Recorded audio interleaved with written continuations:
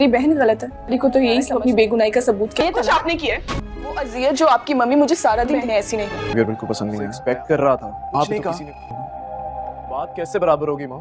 शादीशुदा जिंदगी खराब करने पर तुली हुई हो बेटा, तुम्हारा फर्ज है, तुम्हारी बेटी ड्रामा सीरियल कठपुतली में अब इस अरीबा ने तो ठान रखी है कि वो हर हाल में इस ताबीन की खुशियां छीन कर ही दम लेगी।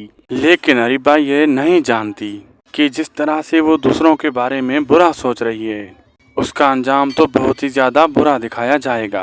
अब जब अरीबा को कोई और रास्ता नहीं मिलेगा तब वो ताबीन और अयान को अलग करने के लिए हर बात आएगी।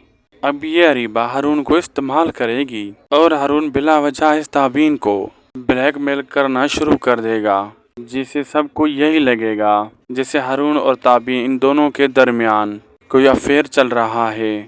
अरीबा ने तो ये सब इसीलिए किया ताकि वो अयान को ताबीन से बदगुमा कर सके। लेकिन इस बार अयान इस अरीबा के धोखे में नहीं आएगा, उल्टा वो इस अरीबा को ही सबक सिखाएगा। आप लोगों को ये ड्रामा कैसा लग रहा है? कमेंट सेक्शन में अपनी कीमती राय से हमें लाजमी आगाह करें। वीडियो अच्छी लगी तो लाइक शेयर सब्सक्राइब करना ना भूलें। मिलते हैं अगली वीडियो में।